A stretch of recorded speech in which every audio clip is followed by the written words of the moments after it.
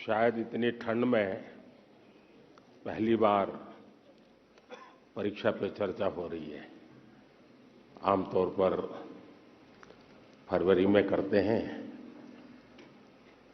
लेकिन अब विचार आया कि आप सबको 26 जनवरी का भी लाभ मिले। फायदा उठाया ना जो बाहर के हैं, उन्होंने गए थे कर्तव्य पथ पे। कैसा लगा? बहुत अच्छा लगा। अच्छा, घर जाके क्या बताएंगे? कुछ नहीं बताएंगे। अच्छा साथियों, समय ज्यादा लेता नहीं हूं मैं, लेकिन मैं इतना जरूर कहूंगा कि ये परीक्षा पे चर्चा मेरी भी परीक्षा है।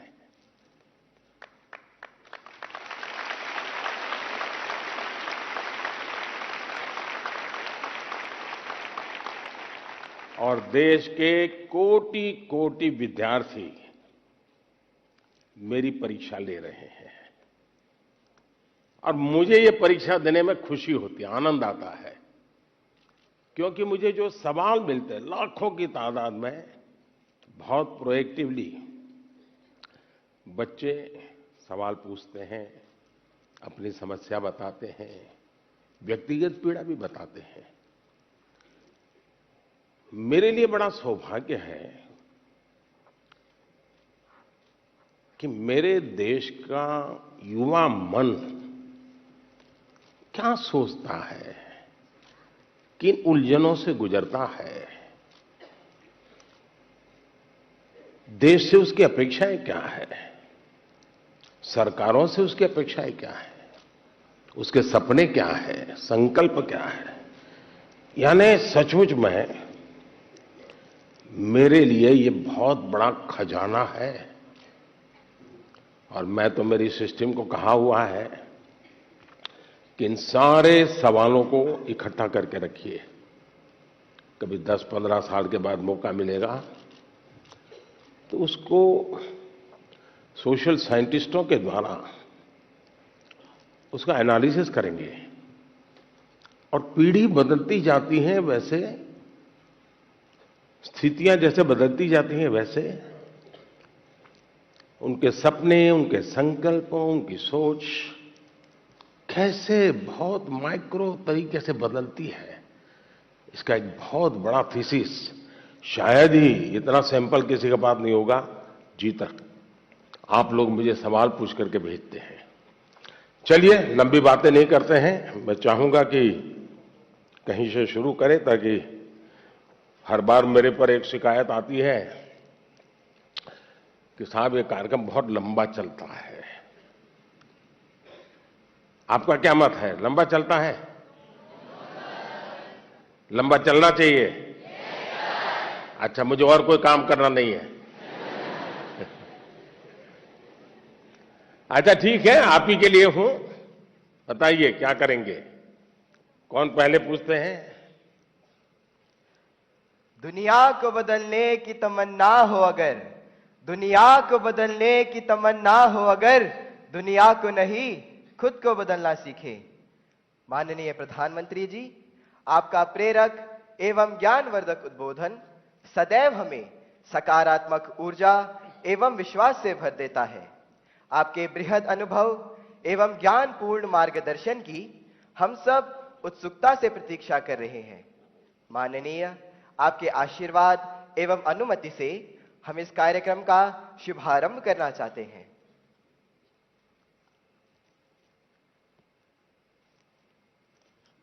धन्यवाद मान्यवर।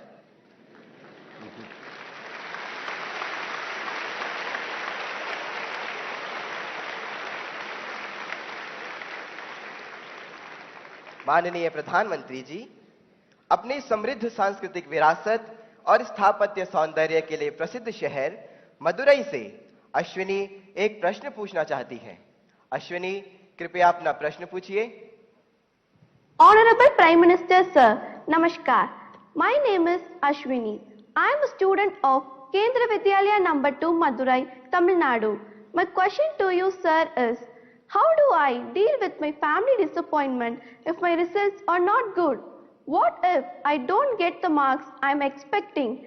Being a good student is also not an easy job. Expectations of others become so high that the person who's giving exam gets so much stressed and they go into depression.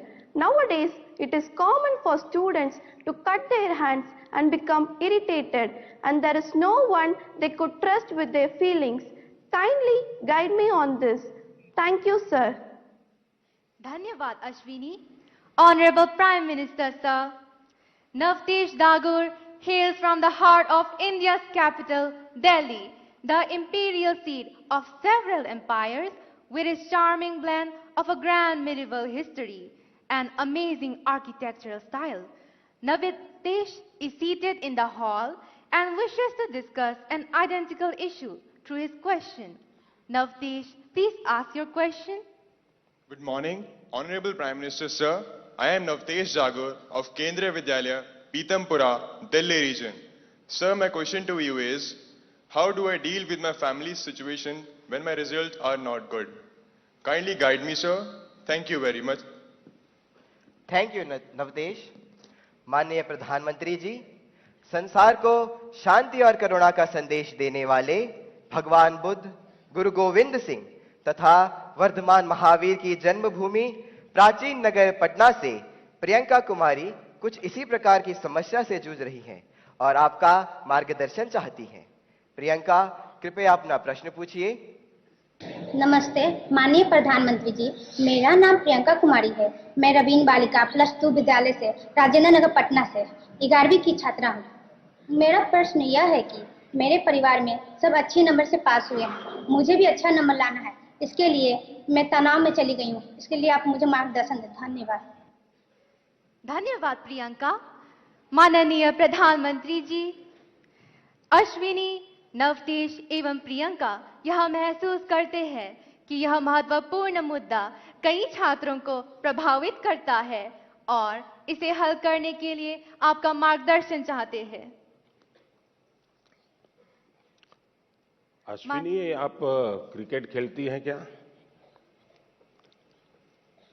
Cricket में googly ball होता है,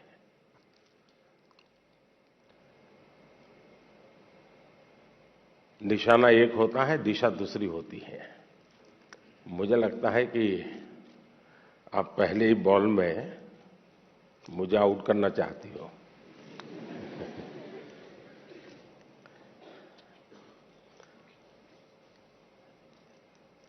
अगर परिवार के लोगों के आपके से बहुत अपेक्षाएं होना बहुत स्वाभाविक है और उसमें कुछ गलत भी नहीं है, लेकिन अगर परिवार के लोग अपेक्षाएं सोशल स्टेटस के कारण कर रहे हैं तो वो चिंता का विषय है।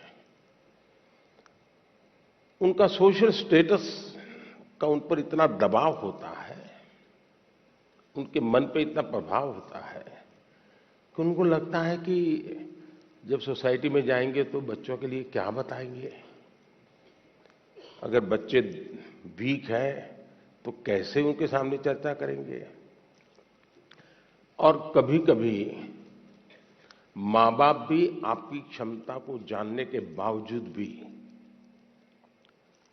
अपने सोशल स्टेटस के कारण अपने आसपास के साथियों दोस्तों में क्लब में जाते हैं, सोसाइटी में जाते हैं, कभी तालाब में कपड़े धोए जाते हैं, बैठते हैं, बातें करते हैं, बच्चों की बातें निकलती हैं, फिर उनको एक इन्फीरियरिटी कॉम्प्लेक्स आता है और इसलिए बाहर बहुत बड़ी बड़ी बातें बता देते हैं अपने बच्चों के लिए और फिर धीरे धीरे वो इंटरनलाइज कर लेते हैं और फिर घर में आकर के भी वही अपेक्षाएं करते हैं और समाज जीवन में ये सहज प्रवृत्ति बनी हुई है। दूसरा, आप अच्छा करेंगे तो भी हर कोई आपसे नई अपेक्षा करेगा। हम तो राजनीति में हैं, हम कितने ही चुनाव क्यों न जीत लें, लेकिन ऐसा दबाव पैदा किया जाता है कि हमें हारना ही नहीं है। 200 लाए हैं तो बोले 250 क्यों नहीं लाए, 250 लाए तो 300 क्यों नहीं लाए, 300 लाए तो 350 क्यों नहीं लाए। चारों तरफ से दबाव बनाया जाता है। लेकिन क्या हमें इन दबावों से दबना चाहिए क्या? पल भर सोचिए कि आपको जो दिन भर कहा जाता है, चारों तरफ से जो सुना जाता है, उसी में अपना समय बर्बाद करेंगे कि आप अपने भीतर देखेंगे, अपनी क्षमता, अपनी प्रायोरिटी, अपनी आवश्यकता, अपने इरादे, थोड़ा हर अपेक्षाओं को उसके साथ जोड़िए। आप कभी क्रिकेट मैच देखने गए होंगे तो आपने देखा होगा कि कुछ बैट्समैन खेलने के लिए आते हैं और पूरा स्टेडियम, हजारों लोग होते हैं स्टेडियम में, वे चिल्लाना शुरू करते हैं, चौका चौका चौका, छक्का छक्का, सिक्सर। क्या वो ऑडियंस की डिमांड के ऊपर चौके और छक्के लगाता है क्या? ऐसा करता है क्या कोई प्लेयर? चिल्लाते रहे, कितना ही चिल्लाते रहे, उसका ध्यान उस बॉल पर ही होता है जो आ रहा है। उस बॉलर के माइंड को स्टडी करने की कोशिश करता है और जैसा बॉल है वैसे ही खेलता है, न कि ऑडियंस चिल्लाता है। फोकस रहता है। अगर आप भी अपनी एक्टिविटी में फोकस रहते हैं तो ये आपके जो कुछ भी दबाव बनता है, अपेक्षाएं बनती हैं, कभी न कभी आप उसको मिटवित करेंगे, आप उस संकटों से बाहर आ जाएंगे। और इसलिए मेरा आपसे आग्रह होगा कि आप दबावों के दबाव में न रहें। हां, कभी कभी दबाव को एनालिसिस कीजिए। कहीं ऐसा तो नहीं है कि आप स्वयं के विषय में अंडर एस्टिमेट कर रहे हैं। आपकी क्षमता बहुत है, लेकिन आप खुद ही इतने डिफरेंस मेंटालिटी के हैं कि नया करने के लिए सोचते नहीं। तो कभी कभी वो अपेक्षाएं बहुत बड़ी ताकत बन जाती है, बड़ी ऊर्जा बन जाती है। और इसलिए अपेक्षाएं, मां बाप को क्या करना वो मैंने पहले ही कहा। सामाजिक दबाव में मां बाप ने बच्चों पर दबाव ट्रांसफर नहीं करना चाहिए, लेकिन बच्चों ने अपनी क्षमता से कम भी अपने आप को नहीं आंकना चाहिए। और दोनों चीजों की बल देंगे तो मुझे पक्का विश्वास है कि आप ऐसी समस्याओं को बहुत आराम से सुलझा देंगे।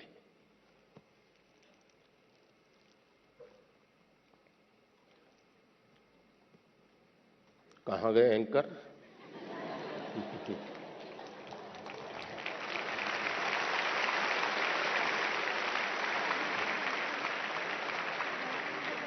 माननीय प्रधानमंत्री जी, आपका कोटि कोटि धन्यवाद। आपके प्रेरक वचनों से अभिभावकों का अपने बच्चों के लिए समझने का मार्ग मिला है। मान्यवर के दबाव में न रहें, हम गांठ बांधकर परीक्षा में उत्साह बनाए रखेंगे। आपका धन्यवाद। माननीय प्रधानमंत्री जी, चंबा प्रकृति के अनछुए सौंदर्य को समेटे भारत के पेरिस के रूप में प्रसिद्ध पर्वतीय नगर है। चंबा हिमाचल प्रदेश से आरुषि ठाकुर आभासी माध्यम से हमसे जुड़ रही हैं। आरुषि, कृपया अपना प्रश्न पूछें। माननीय प्रधानमंत्री जी नमस्कार। मेरा नाम आरुषि ठाकुर है और मैं केंद्रीय विद्यालय बनीखेत ढलौजी, जिला चंबा की कक्षा 11वीं की छात्रा हूँ। माननीय, मेरा आपसे यह प्रश्न है कि परीक्षा के दौरान जो बात मुझे सबसे ज्यादा परेशान करती है वह यह है कि मैं पढ़ाई कहाँ से शुरू करूँ। मुझे हमेशा लगता है कि मैं सब कुछ भूल गई हूँ और मैं इसी के ही बारे में सोचती रहती हूँ, जो मुझे काफी तनाव देता है। कृपया कर मार्गदर्शन कीजिए। धन्यवाद सर। धन्यवाद आरुषि।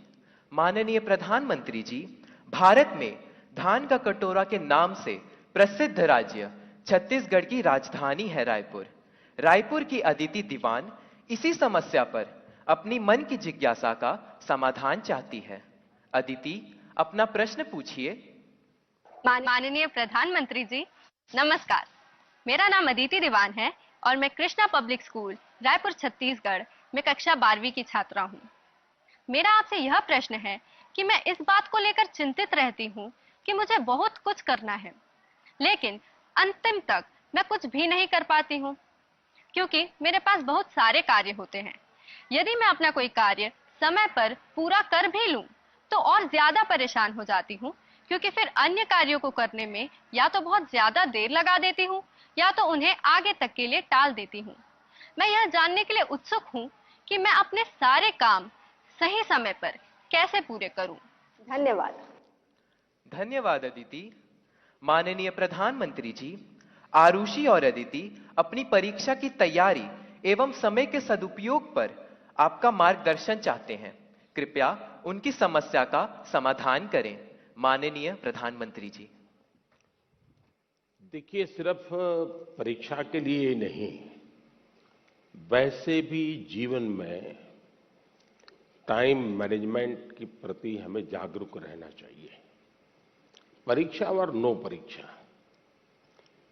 आपने देखा होगा काम का ढेर क्यों हो जाता है। काम का ढेर इसलिए हो जाता है समय पर उसको किया नहीं इसलिए। और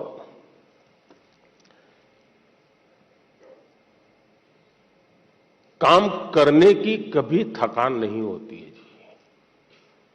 काम करने से संतोष होता है, काम न करने से थकान लगती है। सामने दिखता है अरे इतना सारा काम, इतना सारा काम, और उसी की थकान लगती है। करना शुरू करें। दूसरा, आप कभी कागज पे अपना पेन पेंसिल लेके डायरी पे लिखिए। एक हफ्ते भर आप नोट कीजिए कि आप अपना समय कहां बिताते हैं। अगर पढ़ाई भी करते हैं तो कितना समय किस विषय को देते हैं, और उसमें भी शॉर्टकट ढूंढते हैं कि बेसिक में जाते हैं, बारीकियों में जाते हैं। थोड़ा अपना एक एनालिसिस कीजिए। मैं पक्का मानता हूं कि आपको ध्यान में आएगा कि आप जो आपकी पसंद की चीजें हैं उसी में सबसे ज्यादा समय लगाते हैं और उसी में खोए रहते हैं। फिर 3 विषय ऐसे हैं जो कम पसंद है लेकिन जरूरी है, वो फिर आपको बोझ लगेगा। मैंने 2-2 घंटे मेहनत की लेकिन ये तो हुआ नहीं। और इसलिए आप सिर्फ पढ़ना 2 घंटे ऐसा नहीं, लेकिन पढ़ने में भी जब फ्रेश माइंड है तब जो सबसे कम पसंद विषय है, आपको सबसे ज्यादा कठिन लगता है, तय कीजिए पहली 30 मिनट इसको, फिर एक पसंदगी वाला विषय है 20 मिनट उसको, फिर थोड़ा कम पसंद वाला 30 मिनट उसको। आप ऐसा स्लैब बनाइए तो आपको रिलैक्सेशन भी मिलेगा और आपको धीरे धीरे उन विषयों पर रुचि बढ़ेगी जो आप नॉर्मली टालते हैं और अच्छे विषय में खोए रहते हैं। और समय भी तो बहुत जाता है। आपने देखा होगा, आप में से जो लोग पतंग चगाते होंगे, मुझे तो बचपन में बहुत शौक था।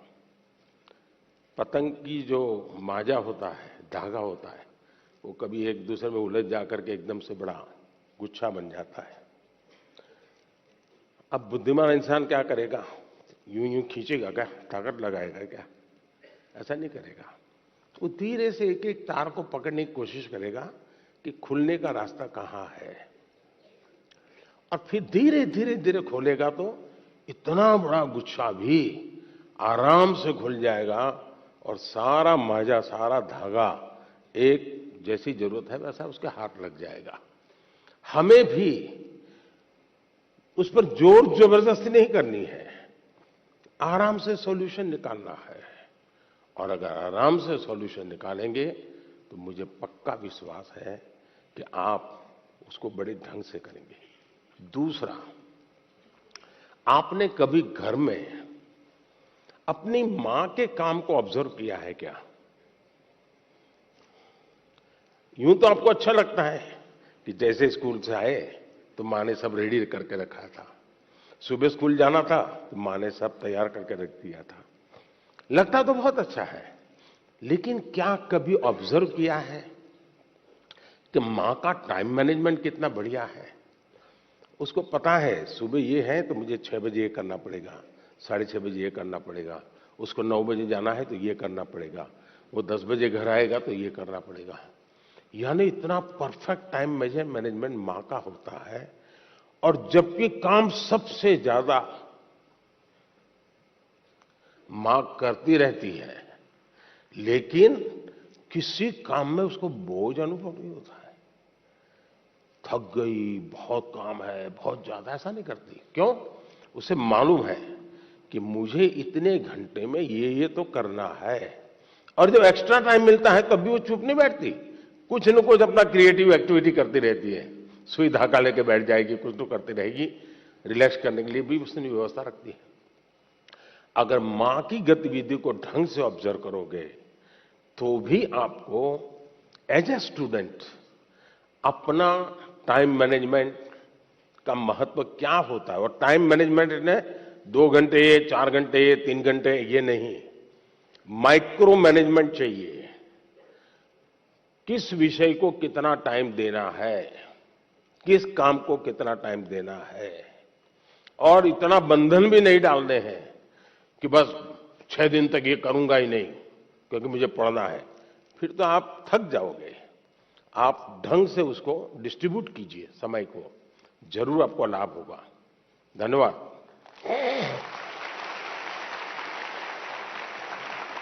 Thank you, Honorable Prime Minister, sir, for guiding us to be methodical and systematic in order to be an effective student. Honorable Prime Minister, sir, Rupesh Kashyap, hailing from Bastar district of Chhattisgarh, is known for his distinctive tribal art, the enchanting Chitrakoot waterfalls, and the finest quality of bamboo.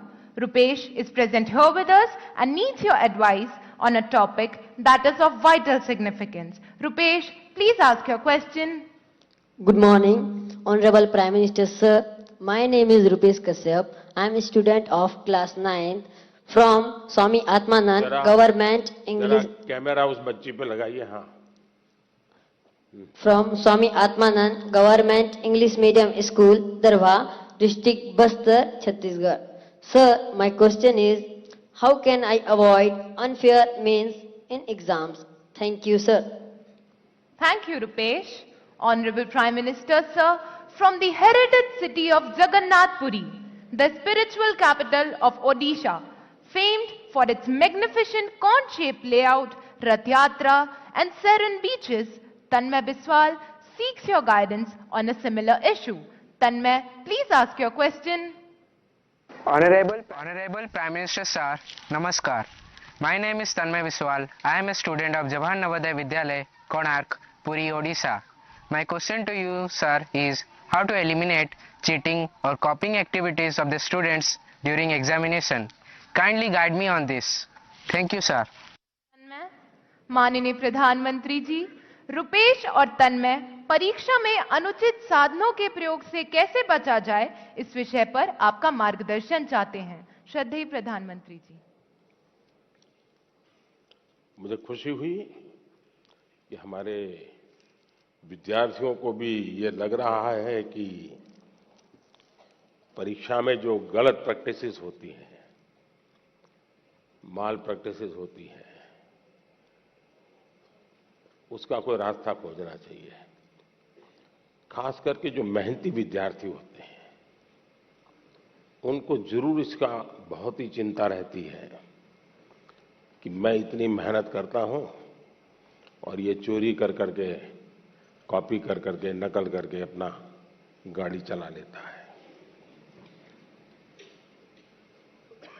पहले भी शायद चोरी तो करते होंगे लोग, नकल तो करते होंगे, लेकिन छुप छुप करके करते होंगे। अब तो बड़े गर्व से कहते हैं कि आज सुपरवाइजर को बुद्धू बना दिया।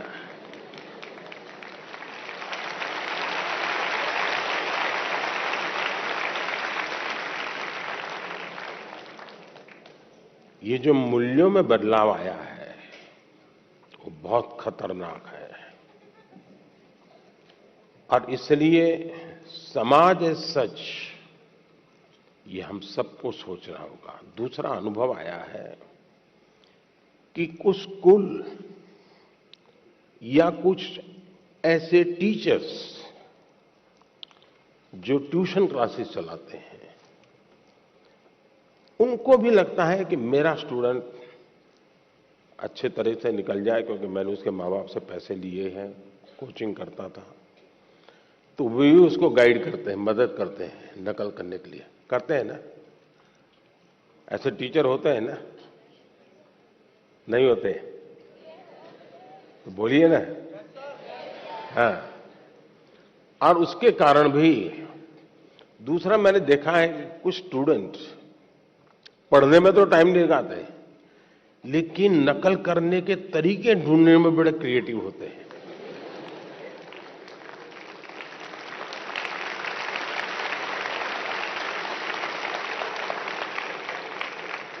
उसमें घंटे लगा देंगे। वो कापली बनाएंगे तो उसमें छोटे छोटे छोटे अक्षरों की बनाएंगे। कभी कभी तो मुझे लगता है कि इसके बजाय वो नकल के तरीके, नकल की टेक्निक, उसमें जितना दिमाग खपाता है, और बड़े क्रिएटिव होते हैं ये चोरी करने वाले, इसके बजाय अगर उतना ही समय उसी क्रिएटिविटी को, टैलेंट को सीखने में लगा देता तो शायद वो अच्छा कर पाता। किसी ने उसको गाइड करना चाहिए था, किसी ने उसको समझाना चाहिए था। दूसरा ये बात समझ के चले, अब जिंदगी बहुत बदल चुकी है, जगत बहुत बदल चुका है, और इसलिए ये बहुत आवश्यक है कि एक एग्जाम से निकले मतलब जिंदगी निकल गई, ये संभव नहीं है जी। आज आपको डगर डगर हर जगह पे कोई इनको एग्जाम देनी पड़ती है। कितनी जगह पे नकल करोगे जी? और इसलिए जो नकल करने वाला है वो शायद एक आध दो एग्जाम को तो निकल जाएगा, लेकिन जिंदगी कभी पार नहीं कर पाएगा।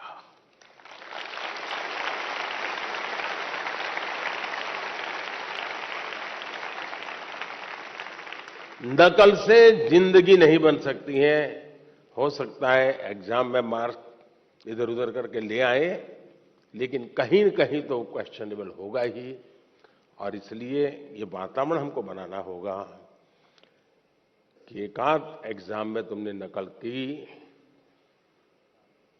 हो गया तुम निकल गए, लेकिन आगे चल करके शायद तुम जिंदगी में फंसे रहोगे। दूसरा, जो विद्यार्थी कड़ी मेहनत करते हैं उनसे भी मैं कहूंगा कि आपकी मेहनत आपकी जिंदगी में रंग लाएगी। हो सकता है कोई ऐसा ही फालतू 2-4 मार्क्स आपसे ऊपर ले जाएगा, लेकिन वो कभी भी आपकी जिंदगी की रुकावट नहीं बन पाएगा। आपके भीतर की जो ताकत है, आपके भीतर की जो ताकत है, वही ताकत आपको आगे ले जाएगी। कृपा करके उसको तो फायदा हो गया, चलो मैं भी उस रास्ते पर चल पड़ूं, ऐसा कभी मत करना, कभी मत करना दोस्तों। एग्जामें तो आती हैं जाती हैं, हमें जिंदगी जीनी है, जी भर के जीनी है, जीतते जीतते जिंदगी जीनी है। और इसलिए हमें शॉर्टकट की तरफ नहीं जाना चाहिए। और आप तो जानते हैं, रेलवे स्टेशन पर आपने देखा होगा, हर रेलवे स्टेशन पे पटरी जहां होती है ना, वहां ब्रिज होता है। तुम लोग ब्रिज पे जाना पसंद नहीं करते, पटरी कूद करके जाते हैं। कोई कारण नहीं, ऐसे ही बस मजा आता है। तो वहां लिखा है shortcut will cut you short. इसलिए कोई अगर शॉर्टकट से कुछ कर लेता होगा, आप उसके टेंशन को पालिए मत। आप अपने आप को उससे मुक्त रखिए, आप अपने पर फोकस कीजिए, आपको अच्छा परिणाम मिलेगा। धन्यवाद। धन्यवाद माननीय प्रधानमंत्री जी, आपके वचन सीधे हमारे हृदय में उतर गए हैं। आपका धन्यवाद। Honorable Prime Minister Sir, from Palakkad, the land of paddy fields, where the gentle breeze carries the aroma of harvested crops and the sound of traditional Kerala music, Sujal K seeks your guidance. Sujal, please ask your question. नमस्कार आदरणीय प्रधानमंत्री महोदय, मेरा नाम तेजस सुजय है। मैं 9वीं कक्षा में केंद्रीय विद्यालय कंजीकोट एर्नाकुलम संभाग का छात्र हूँ। मेरा प्रश्न यह है, हार्ड वर्क और स्मार्ट वर्क में से कौन सा वर्क जरूरी है? क्या अच्छी परिणामों के लिए दोनों जरूरी हैं? कृपया अपना मार्गदर्शन दीजिए। धन्यवाद श्रीमान। Thank you, Sujal. Honorable Prime Minister Sir. क्या सवाल था उनका? क्या पूछ रहे थे? सर, हार्ड वर्क के बारे में। हार्ड वर्क और स्मार्ट वर्क। हार्ड वर्क और smart work. Thank you sir.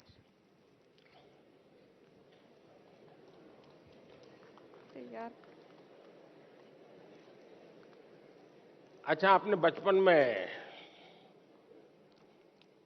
एक कथा पढ़ी होगी, सबने जरूर पढ़ी होगी, और इससे आप अंदाज लगा सकते हैं कि स्मार्ट वर्क क्या होता है, हार्ड वर्क क्या होता है। हम बचपन में थे तो एक कथा पढ़ाते थे कि एक घड़े में पानी था, पानी जरा गहरा था और एक कौवा पानी पीना चाहता था, लेकिन अंदर वो पहुंच नहीं पाता था।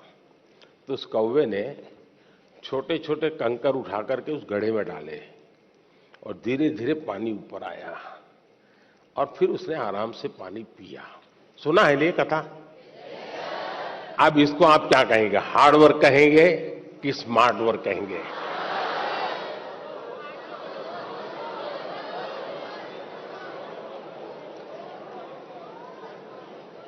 और देखिए, ये जब कथा लिखी गई ना, तब स्ट्रॉ नहीं था,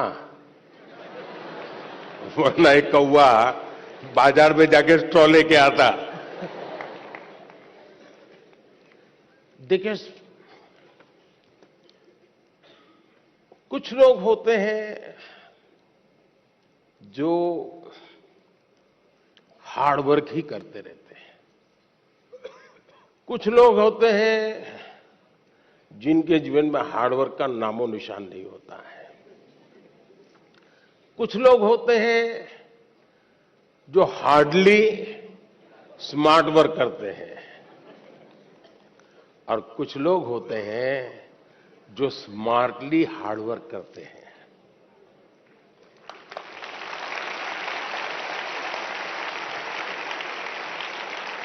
और इसलिए कौवा भी हमें सिखा रहा है कि स्मार्टली हार्ड वर्क कैसे करना। और इसलिए हमें हर काम को, पहले काम को बारीकी से समझिए। कुछ लोग हो गए, आपने देखा होगा कि चीजों को समझने के बजाय सीधा ही अपनी बुद्धि अपनाना शुरू कर देते हैं, फिर ढेर सारी मेहनत करे, परिणाम मिलता ही नहीं है। मुझे याद है, मैं बहुत पहले ट्राइबल बेल्ट में काम करता था, तो मुझे काफी इंटीरियर में जाना था।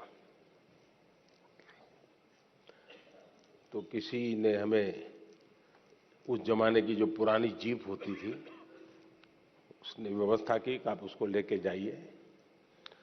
अब सुबह हम कोई 5:30 बजे निकलने वाले थे, लेकिन हमारी जीप चली नहीं रही थी।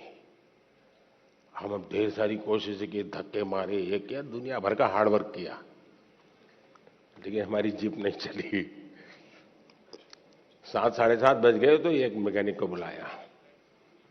अब मैकेनिक ने मुश्किल से 2 मिनट लगाया होगा और 2 मिनट में उसने ठीक कर दिया। और फिर वो कहे साहब 200 रुपये देने पड़ेंगे। मैंने कहा यार 2 मिनट का 200 रुपया?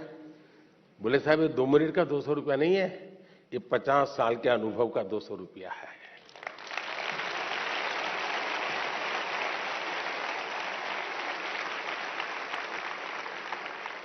अब हम हार्ड वर्क कर रहे थे, जिप नहीं चल रही थी, उसने स्मार्टली थोड़े से बोल्ट टाइट करने थे, हार्डली उसको 2 मिनट लगा होगा जी, गाड़ी चल गई। कहने का तात्पर्य यह है कि हर चीज बड़ी मेहनत मजदूरी से करेंगे तो होगा, ऐसा आपने देखा होगा। पहलवान जो होते हैं, जो खेलकूद की दुनिया के लोग होते हैं, उसको कौन सा खेल से वो जुड़ा हुआ है, उस खेल में उसको किस मसल्स की जरूरत होती है। जो ट्रेनर होता है उसको मालूम है, अब जैसे विकेट कीपर होगा तो विकेट कीपर को ऐसे ही झुक करके घंटों तक खड़े रहना होता है।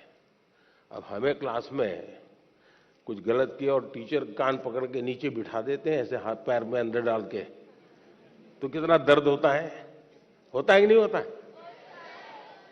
एक तो साइकोलॉजिकल भी होता है, फिजिकल भी होता है कि पैर ऐसे करके कान पकड़ के बैठना होता है, तकलीफ होती है ना।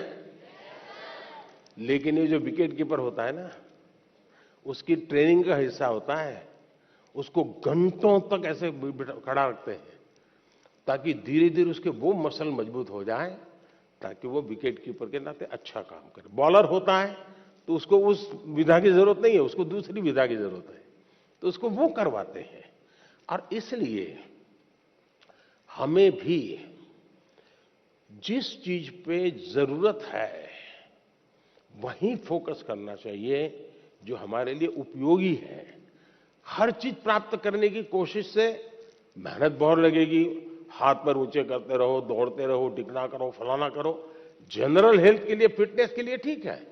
लेकिन अगर मुझे अचीव करना है तो उन स्पेसिफिक एरियाज को मुझे एड्रेस करना होगा, और ये जिसको समझ होती है वो परिणाम भी देता है। अगर बॉलर है और उसके ये मसल्स ठीक नहीं है तो कहां बॉलिंग कर पाएगा, कितनी ओवर कर पाएगा। जो लोग वेट लिफ्टिंग करते हैं उनके अलग प्रकार के मसल्स को मजबूत करना होता है। हार्ड वर्क तो वो भी करते हैं, लेकिन वो स्मार्टली हार्ड वर्क करते हैं, और स्मार्टली हार्ड वर्क करते हैं तब जाकर के परिणाम मिलता है। बहुत बहुत धन्यवाद। Thank you, Honorable Prime Minister, sir, for your insightful guidance on choosing consistent hard work in our lives. माननीय प्रधानमंत्री जी, गुरु द्रोणाचार्य के नाम से विख्यात साइबर सिटी हरियाणा के प्रसिद्ध औद्योगिक नगर गुरुग्राम की छात्रा जोविता पात्रा सभागार में उपस्थित है और आपसे प्रश्न पूछना चाहती है। जोविता, कृपया अपना प्रश्न पूछें। Namaskar, Honorable Prime Minister Sir. My name is Jovita Patra and I am a student of class 10th of Jawahar Navodaya Vidyalaya, Gurugram, Haryana. It's my privilege and great honor to participate in the Pariksha Pe Charcha 2023.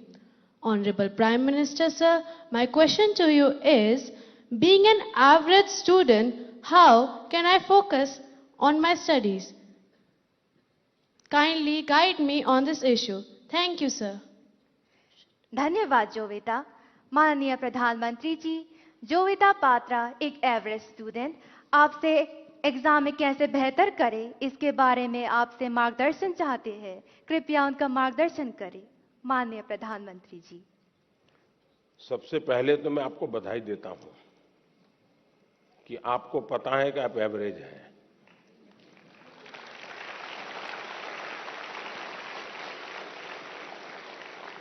वरना ज्यादातर लोग ऐसे होते हैं जो below average होते हैं और अपने आप को बड़ा तीसमार का मानते हैं।